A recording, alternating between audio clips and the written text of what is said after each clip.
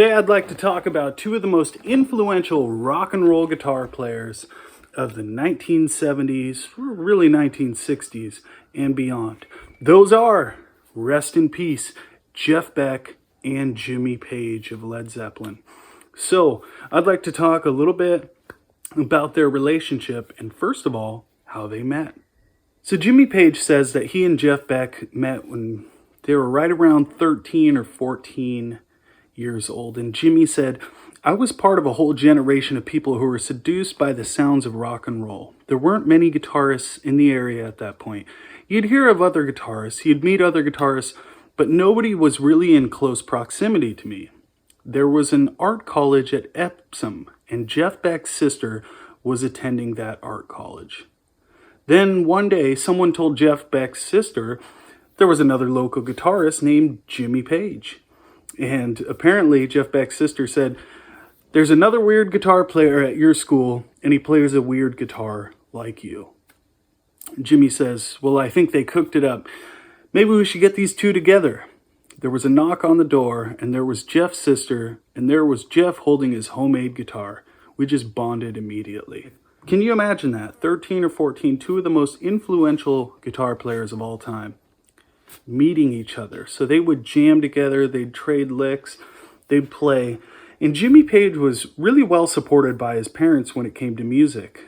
They bought him guitars, they bought him recording equipment that he was able to use at home, and essentially learned to become a recording engineer and produce. And so Jimmy Page established himself pretty well on at a young age as a recording engineer and producer, and came into contact with a number of guitar players, including Eric Clapton, and a band called the Yardbirds, who were a blues rock band, kind of part of that whole mod scene, approached Jimmy Page and they said, hey, we'd love to have you as our guitar player.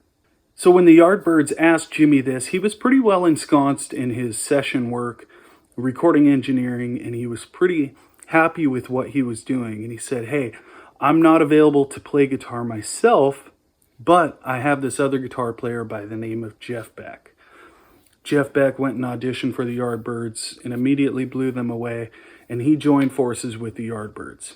Fast forward a little bit down the road, Jeff's playing with the Yardbirds, Jimmy Page is doing his session thing, and Jimmy's still living with his parents at the time, and he hears a car drive up, looks out the window and sees a Corvette Stingray, and out gets Jeff Beck, and he's holding a Telecaster, and gets a knock at the door, opens it, and Jeff says, hey, Jimmy, we just signed a record deal with the Yardbirds. That's why I got that Corvette Stingray out front, you see. And I brought this Telecaster for you. This Telecaster is for you for getting me into the Yardbirds. And it was really special for Jimmy Page, and he really loved that Telecaster and went on to do a lot of modifications to the look and feel of it, kind of a psychedelic look. He would put mirrors on it and various different things to kind of give it its own unique look.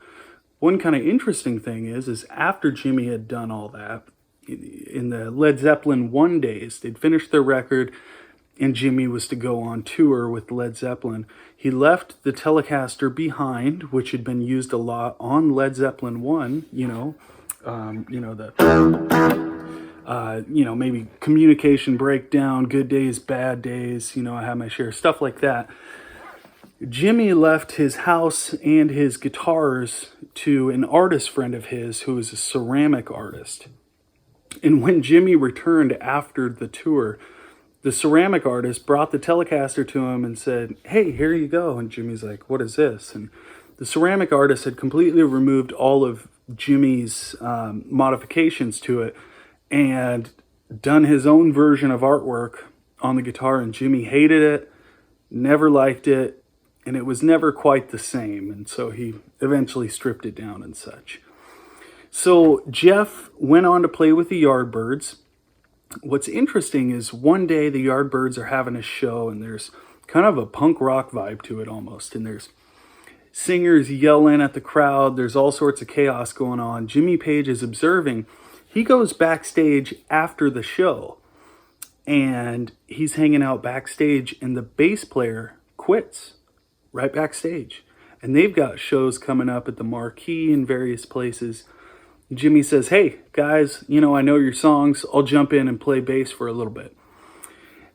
Well, they did eventually hire a bass player not too long after that. And so for a short little while, Jimmy Page and Jeff Beck played in the Yardbirds together. And there is some footage you can see on YouTube about that. So it's pretty cool. The Yardbirds eventually folded. And Jeff went on to form the Jeff Beck group with Ronnie Wood and Rod Stewart. And Jimmy Page went on to form Led Zeppelin. The rest, as they say, is history, of course. Incredible amount of music put out between the two of them. I would like to, in a future video, kind of examine Jimmy Page and Jeff Beck and kind of determine who's the better guitar player. Although, as you'll find, if I do that, it'll be based on a bunch of factors and might turn out a little differently than you think. Anyway, they were big-time fans of each other, respected each other, watched each other play. And one thing is Jeff Beck would play the song You Shook Me and with Rod Stewart on vocals, and he was pretty true to the original version. And there's a rumor that when Jimmy Page first played Jeff Beck Led Zeppelin's version of You Shook Me, Jeff Beck actually cried, and perhaps they were tears of jealousy or madness or whatever it may be. I'm not going to judge or say I know. That's just a little story floating around. But either way, they grew to respect each other's careers and did feature together. You will see some footage. It's one of the rare times where, Jimmy Page will just sit back and play rhythm.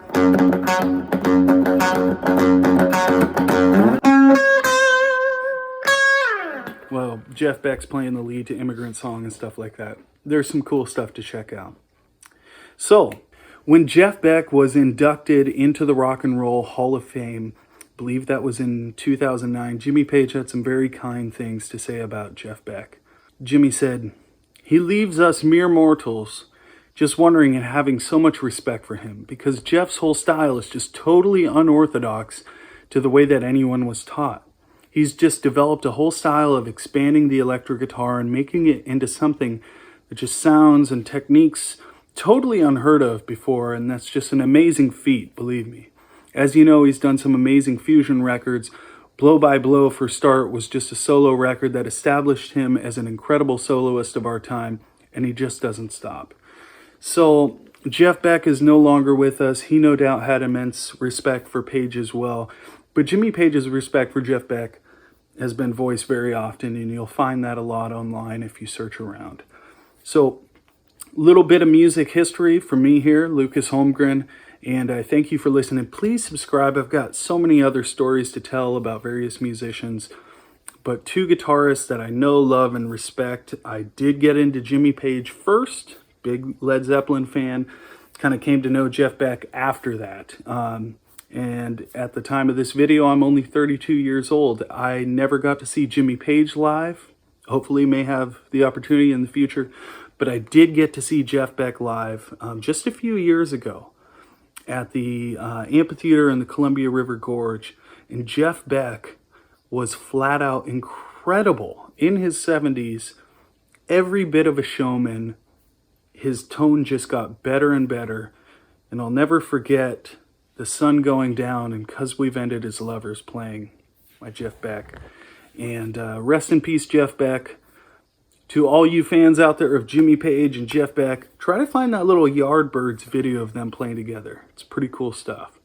Thanks again, guys. Appreciate you listening.